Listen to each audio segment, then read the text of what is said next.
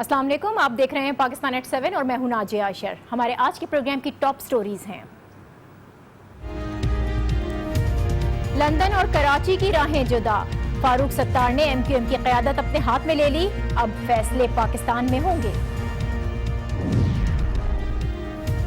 मुस्तफा कमाल की सियासत का महवर -1 फार्मूले पर अमल दरामद हो गया, अब PSP का क्या होगा। और MQM ने कायद से लाताल्लुकी का इजहार करके साख बचा ली, क्या कल मेयर और डिप्टी मेयर की सीट भी बचा पाएगी, इस पर भी प्रोग्राम में बात होगी। ऑपरेशन गद्दारी, इल्जामात, इंकिशाफात, गिरफ्तारियां, एहतजाज, हंगामा आराई और फिर -1। MQM अपने कायद से लाताल्लुकी का इजहार कर चुकी है और मुत्तहदा रहनुमाओं ने पार्टी क़यादत अपने हाथ में ली है। ये तमाम तर कहानी लगती है नई लेकिन है बहुत पुरानी। 1992 में भी यही कुछ हुआ था जब MQM के कायद लंदन चले गए थे और अजीम अहमद तारिक को क़यादत सौंपी गई थी। अब लग यूँ रहा है कि तारीख अपने आप को दोहरा रही है, क्योंकि ऑपरेशन क्लीन अप की जगह कराची ऑपरेशन जारी है। PSP अब बन चुकी है। MQM पर गद्दारी के इल्ज़ामात लग रहे हैं, एहतजाज हो रहे हैं और दीवार से लगाने की बातें की जा रही हैं। गुज़िश्ता रोज़ लोगों को मुश्तइल किया गया, हंगामा आराई हुई और इस तमाम तर सूरत हाल में से MQM कायद की जो पाकिस्तान मुखालिफ तकरीर थी उसको एक तरफ कर दें तो लगभग हालात वही हैं जो 1992 में हमें नजर आए थे।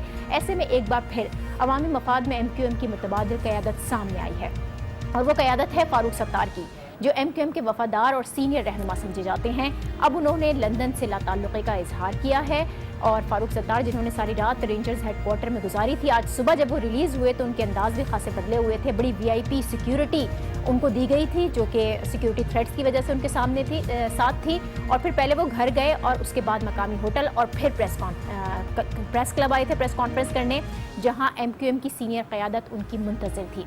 इन तमाम रहनुमाओं के साथ फारूक सत्तार ने प्रेस कॉन्फ्रेंस की और अपना फैसला सुनाया। उन्होंने क्या कहा था, पहले आपको ये सुनवाते हैं।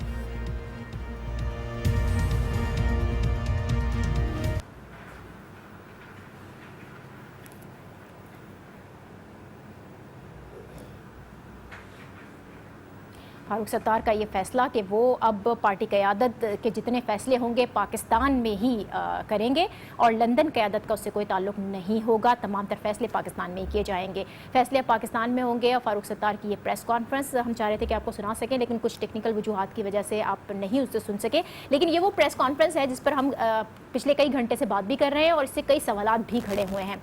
लंदन से लाताल्लुक़ी, क्या -1 फार्मूले पर अमल हो गया, कायद से लाताल्लुक़ी के बाद अब MQM कैसे चलेगी और ये फैसले अगर पाकिस्तान में होंगे तो कौन करेगा और MQM का मुस्तकबिल क्या होगा, इसी पर हम बात करेंगे। अब हमें ज्वाइन करें सीनियर तज़कियाकार उवैस तौहीद साहब। बहुत शुक्रिया उवैस तौहीद साहब आपका।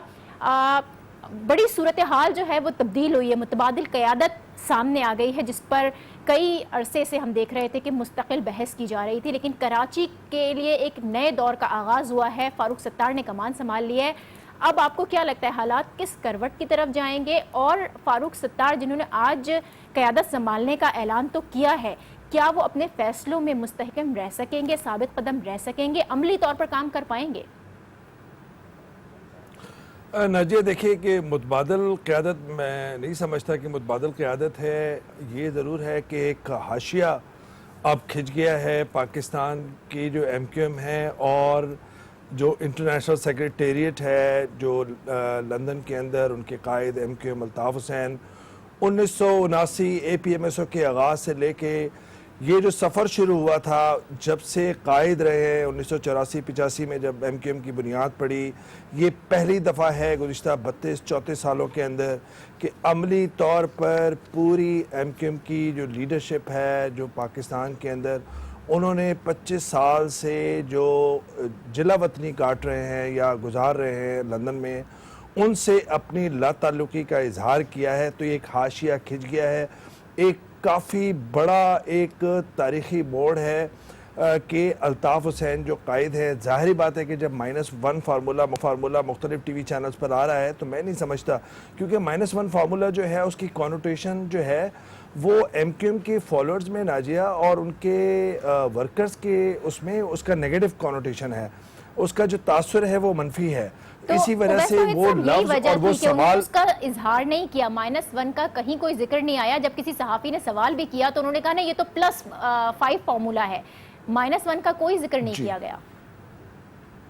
जी बिल्कुल, क्योंकि उन्होंने उसी तनाजुर में उस माइंडसेट को सामने रखते हुए आज पूरी प्रेस कॉन्फ्रेंस की है, और जब उन्होंने लाताल्लुकी का इजहार किया है तो उसकी जो तौजीहात दी हैं उसमें कैफियत का जिक्र किया है, जहनी तनाव का जिक्र किया है।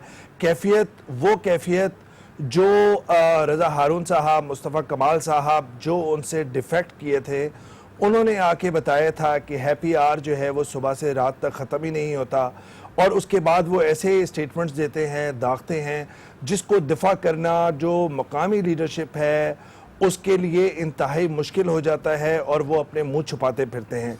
ये हम देख रहे हैं कि उनके स्टेटमेंट जिस तरह तज़हीक का बाइस बने हैं। 2013 के इंतखाबात के नताइज के बाद जो उनके अनीस कायम खानी, वासिफ जलील और दूसरे लीडरान के ऊपर धक्कम पेल हुई थी, जूतमबाजी हुई थी, वो आपने देखा था कि एक तूफ़ान बदतमीज़ी था, और उसके बाद वो कई दफ़ा अपनी क़यादत से दस्तबरदारी करते थे और फिर वापस लेते थे, फिर राब्ता कमेटी को तब्दील करते थे।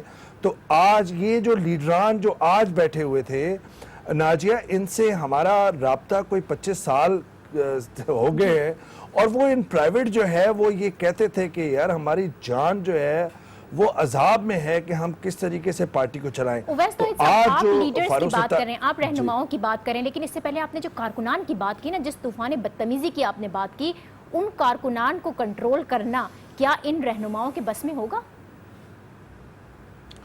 यस एंड नो, क्योंकि अब जो इनके जो चैलेंजेस जो आपने इब्तदाइये में अपने कहा कि चैलेंजेस जो होंगे वो क्या होंगे, तो चैलेंजेस 2-3 किस्म के होंगे। एक तो ये कि जो MQM के आइन है उसको तब्दील करेंगे, और उसके कानूनी उनके पास जवाज़ भी है, क्योंकि वो पार्टी उनके नाम पे रजिस्टर है फारूक सत्तार साहब के, कि उनके आइन के मुताबिक जो सुप्रीम लीडर होता है वो कायद होता है।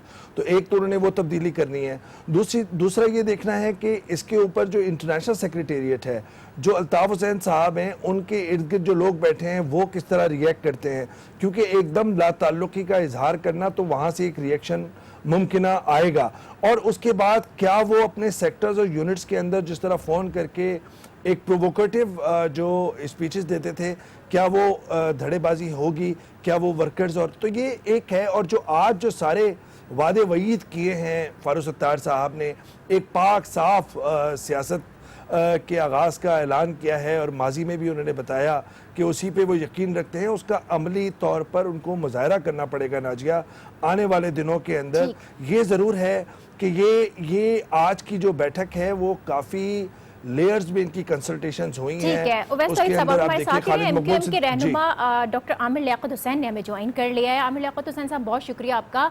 बहुत ही अहम फैसला और बहुत ही मुश्किल हालात में MQM ने इस वक्त ये लिया है। कितना मुश्किल रहा ये MQM के लिए भी, और ये क्या सिर्फ कल के दबाव का नतीजा था या ये ग्राउंड पहले से तैयार हो रहा था? और फिर मेरा ये भी सवाल, चैलेंजिंग होगा?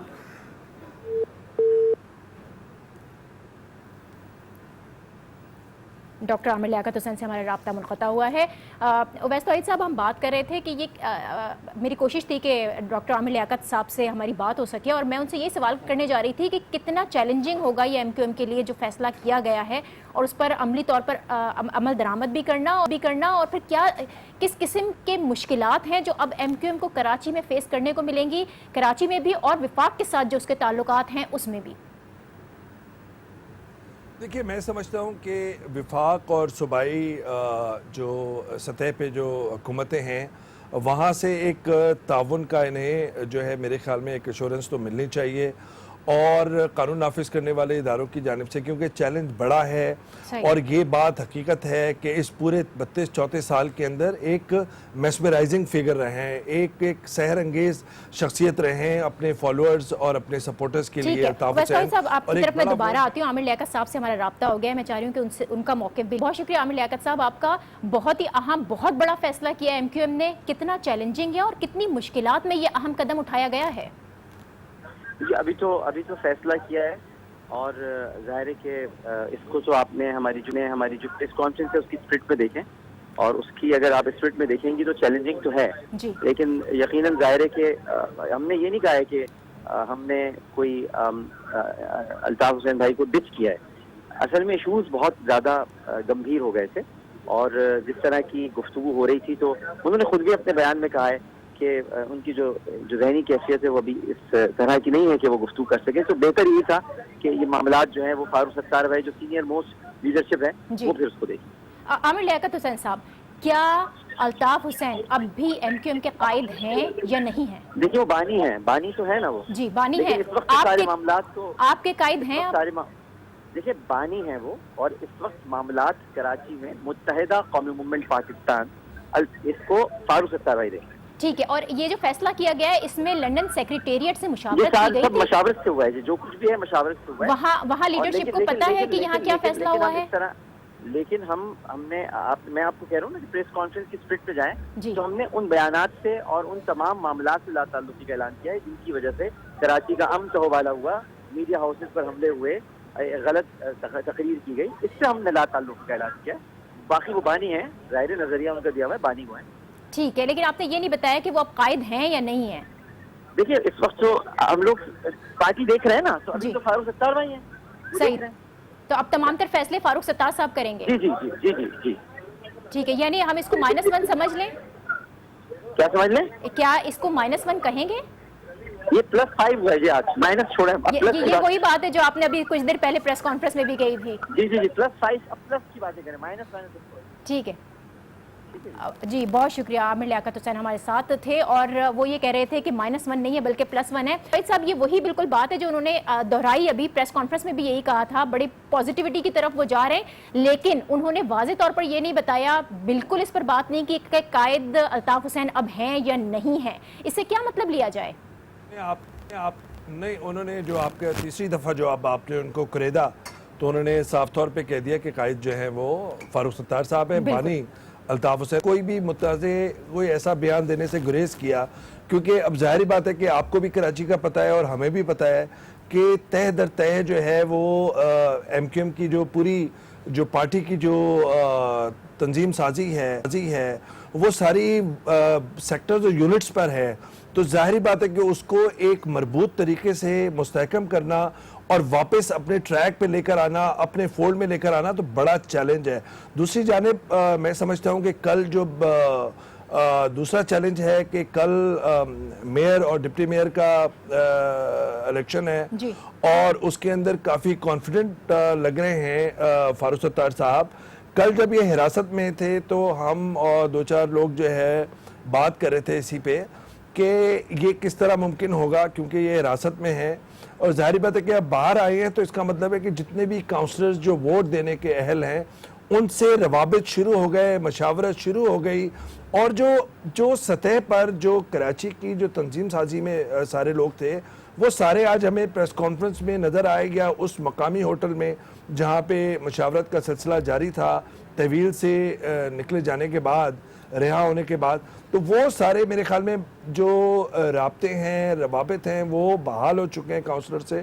اس وجہ سے یہ اب بیٹ لگ رہے ہیں، کانفیڈنٹ لگ رہے ہیں. ٹھیک ہے، آپ کہہ رہے ہیں کہ پر اعتماد ہیں. کل کے الیکشن پر ہی میں بات کروں گی، میئر اور ڈپٹی میئر کے الیکشن کے لیے کچھ چینجز ہمیں دیکھنے کو ملیں گی، کوئی تبدیلی آئے گی، کسی قسم کے اثرات مرتب ہو سکتے ہیں اس الیکشن پہ، یا واقعی یہ اگر پر اعتماد ہیں تو ان کو وہی رسپانس ملنا ہے عوام کی جانب سے جو یہ ایکسپیکٹ کر رہے ہیں؟